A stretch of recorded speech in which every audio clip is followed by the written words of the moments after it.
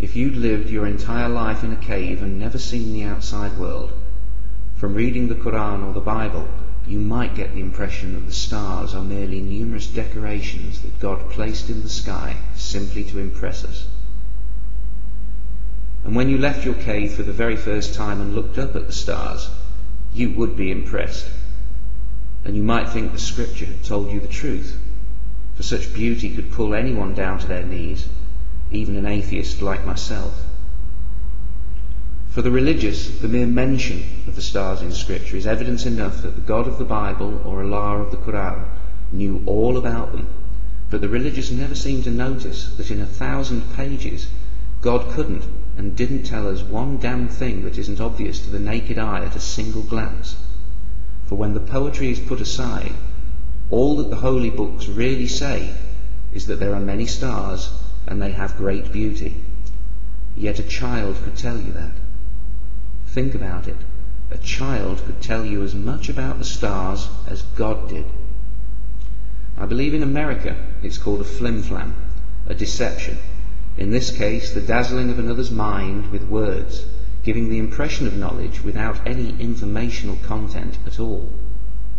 But the religious can't see that. They've been blinded by the light.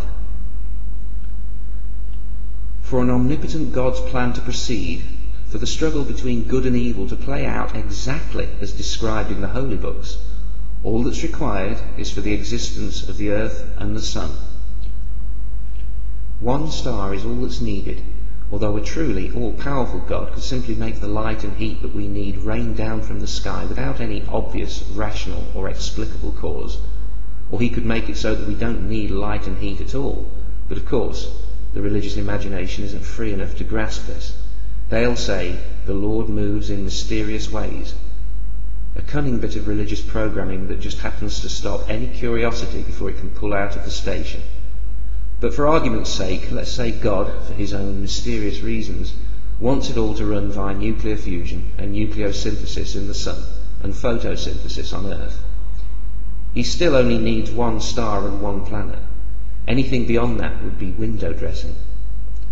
In such an empty universe, it would indeed seem that the Earth was a special place and the focus of creation, adding tremendous weight to the Earth-centered religious beliefs.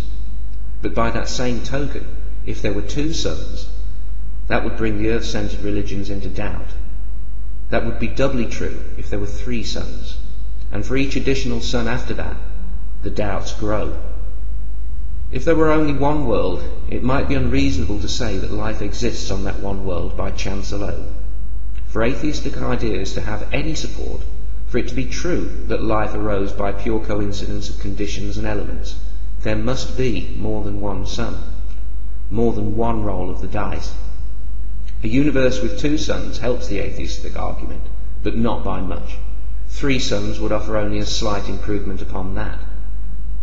But current estimates, linked to the research in the sidebar, suggest that there are 70 sextillion stars in the observable universe alone, and very good reasons to believe that the actual universe is far, far, far, far, far larger. 70 sextillion.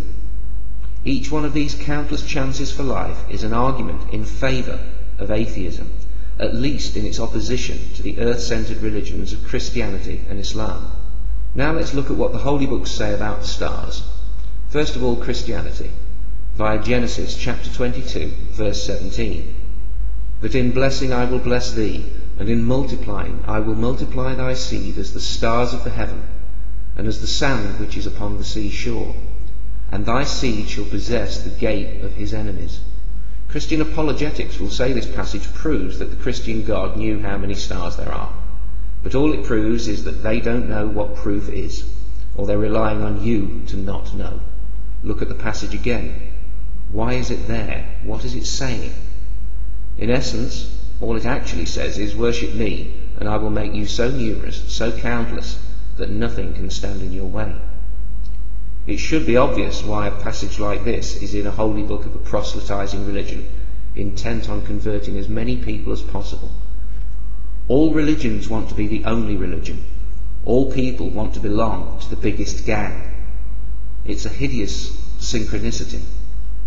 It makes us feel safe, which we must feel to be happy. And if religion can make you feel safe and happy, you're more than halfway in its pocket. It would, after all, be pretty dumb to write in a holy book, "Worship me and there won't be enough of you to make up a soccer team," let alone defend yourselves in a perpetual war zone with few resources. Now think for a moment about the concept of countlessness, that which is beyond count, and ask yourself, if you wanted to convey a huge number, how would you do it to the people of the Bronze Age used to counting only a few goats? One might be tempted to use metaphors like trees in a forest, raindrops in the sky, or blades of grass in a field, but these things would be outside of the everyday experience of those living in and around the deserts of the Middle East thousands of years ago. What other imagery might be of use? It's simple poetry, obvious imagery that can be found in many other works of fiction. Anyone who has been to the deserts of the Middle East at night knows that the number of stars visible to the naked eye vastly exceeds the number seen from most other locations on the planet. It's obvious why the Bible conveys countlessness via such imagery. What could be more numerous to the uneducated mind than the stars and the sand?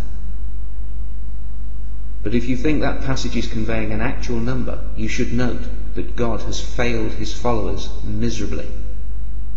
For there are only a couple of billion Christians, so God has not multiplied your seed as the stars of the heavens.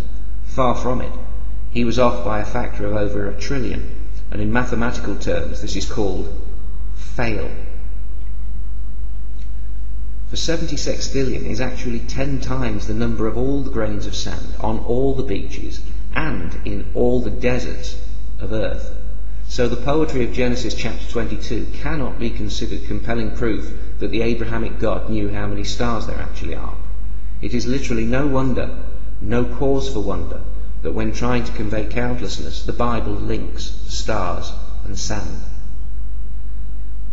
And as for the Quran, in Surah 67 verse 5 it says, "And we have from old adorned the lowest heaven with lamps, and we have made such lamps as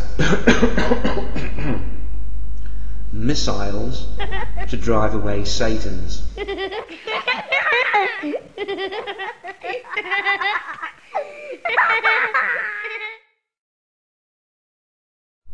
So there you have it. The Quran says the stars are lamps to chase away devils. So much for science in the Quran. But there's something else I'd like you to consider. Both holy books refer to the stars and the sun. Why? Obviously part of the reason is the need to explain the pretty lamps, stars, but why in particular do the holy books talk about the stars and the sun? Why do they never, not once, tell us that the stars are suns and that our sun is just an ordinary star like countless others? You know why. It's because whoever wrote the Bible, just like the people of the time, didn't know. Everyone wants to know where they came from. That search, when conducted honestly, will lead you to the stars. And if you don't know what a star is, you're either very, very young or you're just not trying. I'm not saying there was no creative intelligence behind this universe. But if it existed at all, it was a scientist, a physicist, not a magician. Its tools were physical forces, not people. Such an intelligence would not be as unintelligent or as angry as the supernatural and indeed unnatural God of the Bible and the Quran, who flies off in a homicidal, sadistic rage if you simply doubt him, having supposedly built a universe that inspires more and more doubt the more you learn about it. Quickness to anger decreases with understanding, and judging from the threats of the hot-headed Abrahamic God, he didn't understand very much at all. The very beginning, the one true gap that remains, may always be a gap, always leaving space for belief of a rational kind. Science will never take that away, and may even help you understand your Creator better than you do now. But by worshipping such an unworthy, blood-drenched and primitive idol, you insult whatever Creator there may have been. Atheists, meanwhile, cannot believe the creator of this universe could be so immature, and in that sense, atheists give that creator, if they ever existed, more respect than a Christian or a Muslim ever could. We cannot believe in your God.